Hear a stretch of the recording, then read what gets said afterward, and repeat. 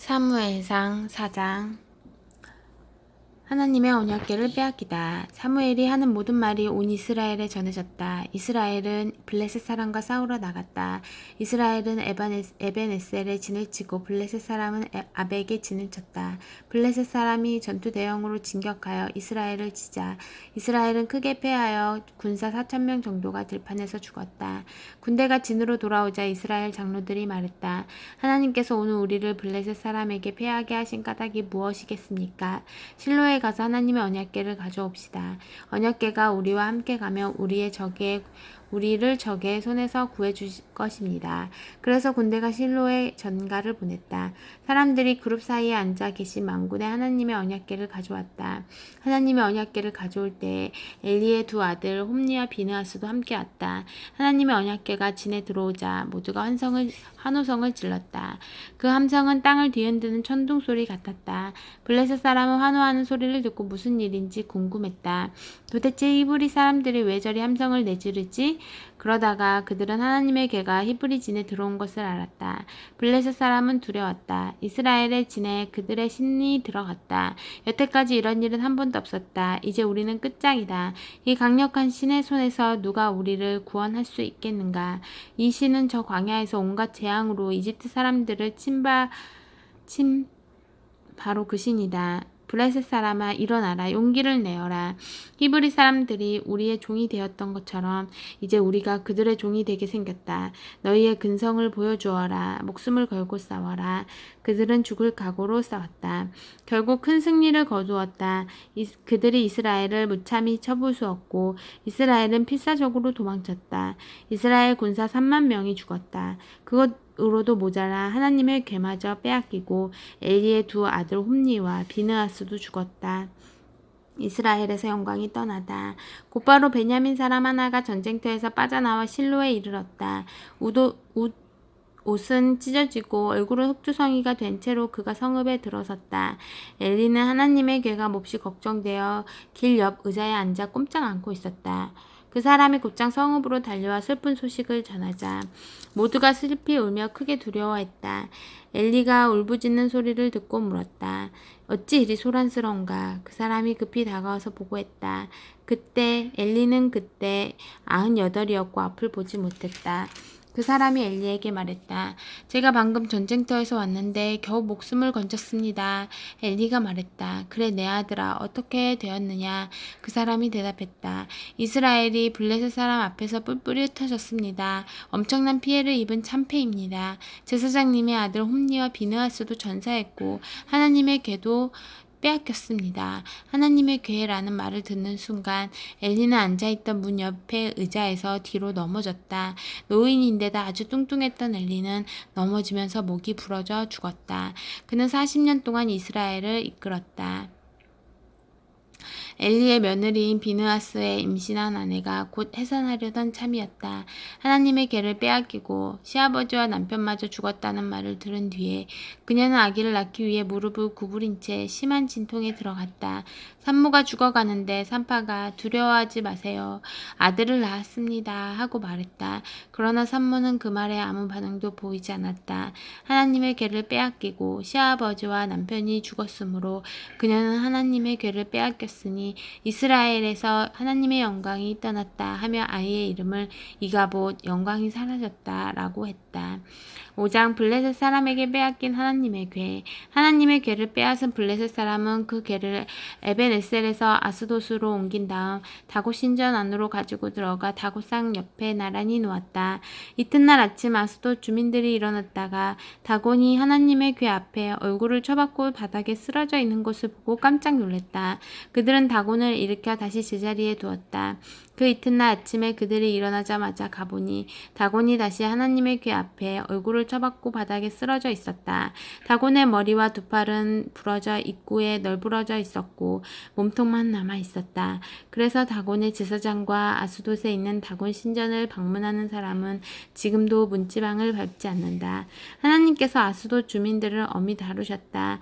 종향으로 그들을 쳐서 그 지역을 황폐하게 만드셨다. 성읍과 그 주변 지역도 마찬가지 가지었다. 또한 그들 사이에 쥐를 풀어 놓으셨다.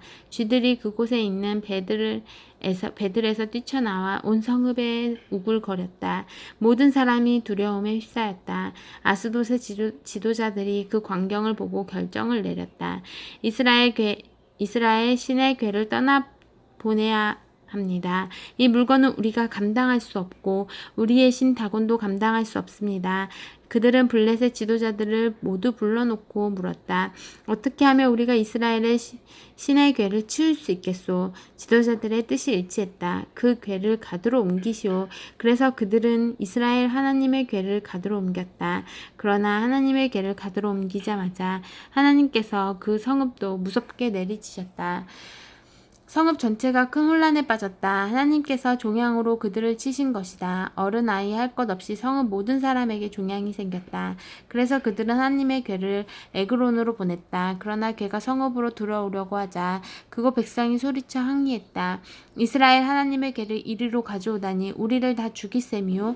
그들은 블레셋 지도자들을 불러 모아 이렇게 요구했다. 이스라엘 하나님의 궤를 여기서 가지고 나가서 왔던 곳으로 돌려보내시오. 이러다 우리 모두 죽겠소. 하나님의 궤가 나타나자 모두 심한 두려움에 사로잡혔다. 그러나 하나님께서는 이미 그곳을 무섭게 내리치셨다. 죽지 않은 사람은 종양으로 치셨다. 온 성읍이 내리찌르는 고통과 비탄의 부르짖음이 하늘에 사무쳤다. 6장 하나님의 궤가 돌아오다. 하나님의 궤가 블레셋 사람 가운데 있은 지 7달이 되자 블레셋의 지도자들이 종교 전문가와 제사장과 초자연 현상의 전문가들을 한데 불러서 의견을 구했다. 어떻게 해야 사태를 더 이상 악화시키지 않고 이 하나님의 궤를 치워버릴 수 있겠소? 방법을 말해보시오. 그들이 말했다. 이스라엘의 하나님의 궤를 돌려보내려면 그들에게 그냥 던져주기만 하면 되는 것이 아니라 보상을 해야 합니다. 그러면 여러분의 병이 나을 것입니다. 여러분이 다시 깨끗해지고 나면 여러분을 향한 하나님의 태도도 누그러질 것입니다. 어찌 그러지 않겠습니까? 정확하게 무엇이면 충분히 보상이 되겠소? 그들이 대답했다. 블레셋 지도자들의 수에 맞추어 금 종양 5개와 금쥐 5개로 하십시오. 지도자와 백성 할 것 없이 모두가 똑같이 재앙을 당했으니 이 땅을 휩쓸고 있는 종양과 쥐 모양을 만들고 그것들을 제물로 바쳐 이스라엘의 하나님께 영광을 돌리십시오.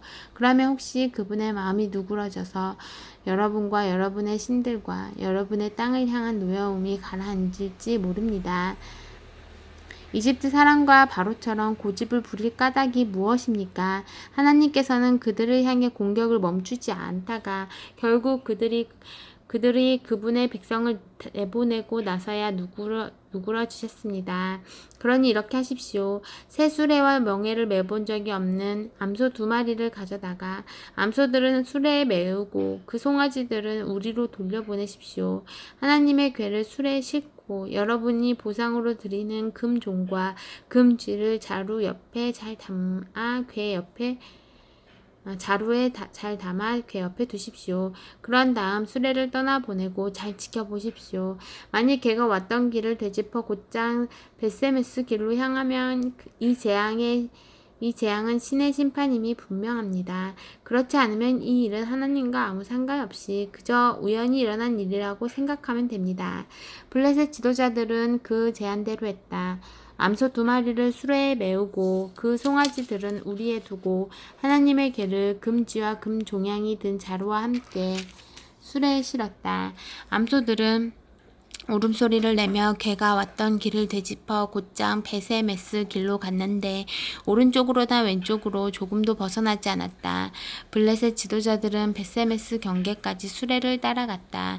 그때 베세메스 사람들이 골짜기에서 밀을 추수하고 있었다.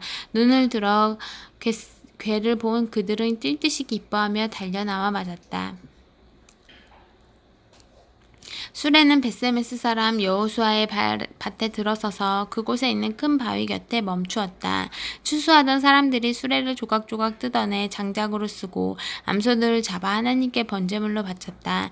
레위 사람들은 하나님의 궤와 금제물이 든 자루를 맡아서 그 바위 위에 올려놓았다. 그날 벳세메스 사람들 모두가 제사를 드리며 진심으로 하나님을 예배했다. 블레셋의 5 지도자는 이것을 모두 확인하고 나서 그날로 에그론을 바벨론으로 돌아갔다. 블레셋 사람은 아스돗, 가사, 아스글론, 가드, 에그론 성읍들을 위한 보상으로 금 종양 5개를 바쳤다. 금지 5개는 5 지도자가 통치하는 크고 작은 블레셋 성읍의 수에 맞춘 것이었다. 그들이 하나님의 궤를 올려놓았던 큰 바위는 지금도 그곳 벳세메스에 있는 여호수아의 밭의 기념으로 남아있다. 호기심에 못 이겨 무례히 하나님의 궤를 들여다본 벳세메스 사람 중 얼마를 하나님께서 치시니 70명이 죽었다. 하나님께서 엄하게 치시자 온 성읍이 휘청이며 슬픔에 빠져 물었다.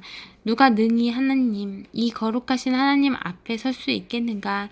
누구를 데려다가 이 궤를 다른 곳으로 가져가게 할 수 있을까? 그들은 기럇 여아림의 전령을 보내 말했다. 블레셋 사람이 하나님의 궤를 돌려보냈습니다. 내려와서 가져가십시오. 아멘.